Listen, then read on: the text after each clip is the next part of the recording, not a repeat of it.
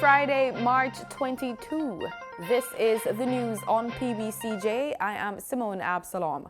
A short list of candidates for the post of Governor of the Bank of Jamaica, BOJ, and possibly a selection is expected by September, so that enough time will be available to make the transition in November this year when the incumbent Brian Winter exits the position. BOJ Senior Deputy Governor John Robinson told the Financial Gleaner that the process to find a new governor started some time ago, and last week the search committee advertised the position as part of the required steps. He said the Minister of Finance, Dr. Nigel Clark, has indicated that he is hoping that a short list of candidates or selection will be made by September this year. Prime Minister Andrew Holness says that the government is serious about addressing matters related to governance, allegations of corruption and maladministration. He made the comment during his contribution to the 2019-2020 budget debate on Tuesday. The new policy for board appointments will strengthen the governance and accountability system of public bodies and facilitate greater probity, efficiency, and transparency in the nomination, selection, and appointment of board members to public bodies. Prime Minister Andrew Holness cited the reform of governance and the structuring of public bodies. Appointments, Mr. Speaker, will remain the responsibility and the prerogative of ministers, for which they are accountable to Parliament. It is to be expected that ministers will take close interest in the process and have confidence in the people they appoint. After all, ministers can pay the ultimate price for the actions of their appointees. By that token, ministers, therefore, need to ensure that the people they appoint are competent and capable of carrying out the responsibilities that are given to them.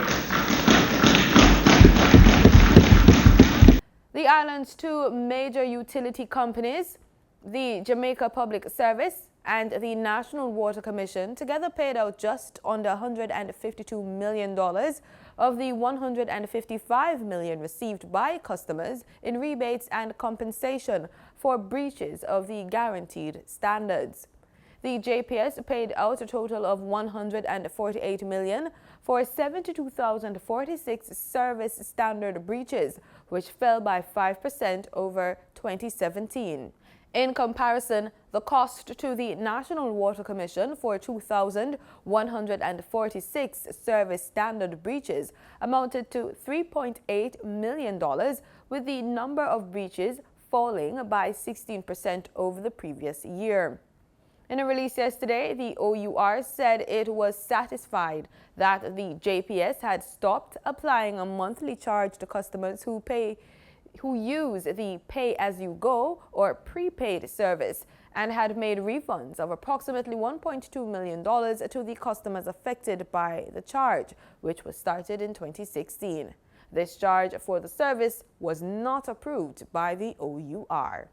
The origin of one of the documents Petegay French presented at the Registrar General's Department in Twickenham Park, St. Catherine, when she attempted to register a stolen baby last month, will determine whether another person is charged in the matter.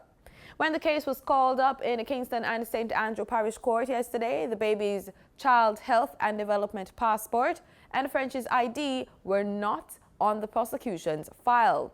The court was told that the passport was not submitted since the police are still trying to ascertain how French came by the document. The passport, which contains the weight of the baby, the name of the mother, the date of birth of the child, among other details, is normally issued to the mother at hospital after she gives birth. French, who has been charged with child stealing, is to reappear in court on April 18, at which time the committal bundle is expected to be served. The baby boy, who was snatched from the Victoria Jubilee Hospital on January 9 when he was just a day old, has since French's arrest been reunited with his parents. The police have imposed curfews in sections of Trenchtown and Admiral Town in Kingston West and Whitfield Town, Kingston 13. Both curfews began at 5 a.m. this morning and will continue until 5 a.m. Saturday, and that's according to the police. The boundaries of the curfew in Kingston West are as follows. North, along Lincoln Avenue from Maxfield Avenue to Greenwich Crescent. South, along 3rd Street from Collismith Drive, continuing onto White Street, Harris Street and Raphael Avenue to Maxfield Avenue. East, along Greenwich Crescent from Lincoln Avenue, continuing onto Collismith Drive to 3rd Street. West, along Maxfield Avenue from Raphael Avenue to Lincoln Avenue.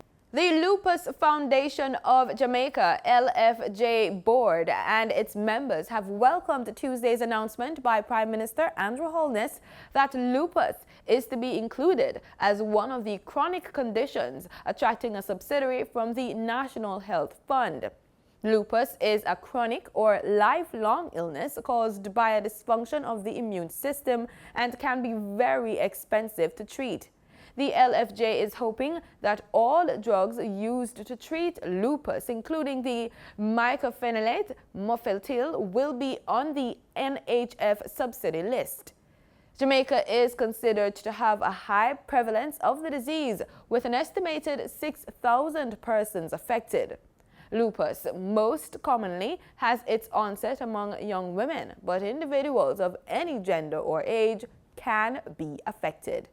The US dollar on Thursday ended trading at Jamaican $124.98, up by 8 cents. According to the Bank of Jamaica's daily foreign exchange trading summary, the Canadian dollar ended trading at $95.27, up from $94.36, while the British pound sterling ended trading at $163.37, down from $166.31. In regional news, the government of Haiti on Thursday announced the appointment of an interim prime minister. The Ministry of Communication, in a message via social media on Thursday, said that Jean-Michel Lapin was appointed until the formation of a new government. The Ministry of Communication made the disclosure in a message on social media on Thursday. Lapin, who is the Culture and Communications Minister, has been charged with running Haiti's day-to-day affairs pending the formation of a new government. On Monday, 93 deputies out of 103 voted in favor of removing Seant, but he has not yet left office, saying he was waiting for the final decision of the Senate. Haiti is in the midst of a political and social crisis that intensified last month with vast protests engulfing cities across the country. The majority of protesters are demonstrating the lack of improvement in basic living conditions, a situation for which President Jovenel Moïse has been blamed. LIAT's largest shareholder, Barbados, has announced significant progress in restructuring the cash-strapped airline, and this includes selling planes to improve the carrier's debt. The announcement came Wednesday evening from Prime Minister Mia Mottley as she delivered the 2019-2020 budget. She said for too long, unprofitable routes have been allowed to continue. The open secret is that if a loss-making route gets cut, calls used to be made and pressure get put on the airline and management, and the route reappeared. There are flights that LIAT has in recent months that had 2 and 3 passengers, 1 passenger. Cannot continue. Any other airline in the world would do what? Cancel that flight. Mr. Speaker, sir, we believe that the time has come for us to take commercial decisions while at the same time protecting the integrity of transport within the sub-region. The Barbadian leader said that soon those routes will either have to be subsidized by governments that want to keep them, or they will be cut. If the route is unsustainable commercially, if it drops below a certain load factor, but you need that route to continue for all kinds of reasons, then pay for it. Anytime it falls below the load factor. But if you don't pay for it, and it is not competitive or not earning, it has to go. I'm happy to say that most governments are beginning to move in this direction and to accept the model of the MRG as a serious model.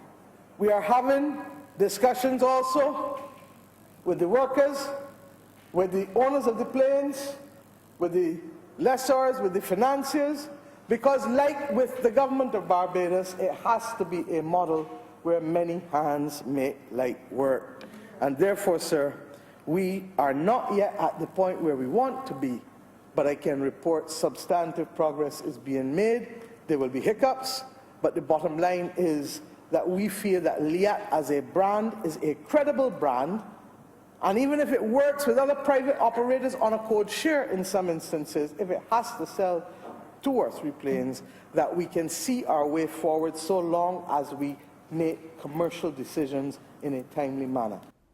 A new report by the Organization of American States, the OAS, has found that drug use is appearing at young ages in many countries in the region. The report on drug use in the Americas 2019, prepared by the Inter-American Drug Abuse Control Commission, the OAS's consultative and advisory body on the drug problem, contains statistics on drug use, including alcohol and tobacco, in 33 Western Hemisphere countries. The report found that drug use is appearing at young ages in many regional countries as young as the 8th grade. In 10 countries, prevalence among 8th grade students exceeded 20%, and in 3 of these exceeded 30%. The report also found that cannabis use among secondary school students is increasing in most countries that have trend data. In addition, the report finds that half of the countries show increases in cocaine use in the general population.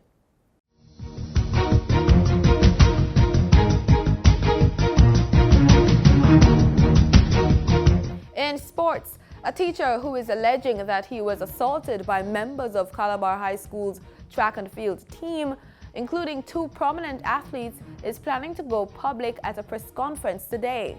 The teacher claims that the school has failed to act since the December 15, 2018 incident. He claims that in addition to the assault, which required medical attention, the students also damaged personal and school property. He says his decision to go public has come about because of the school's elevation of athletic glory over academic excellence. He will outline his concerns at a press conference scheduled for 3:30 p.m. today in St. Andrew. And that's the news on PBCJ. Thanks so much for watching.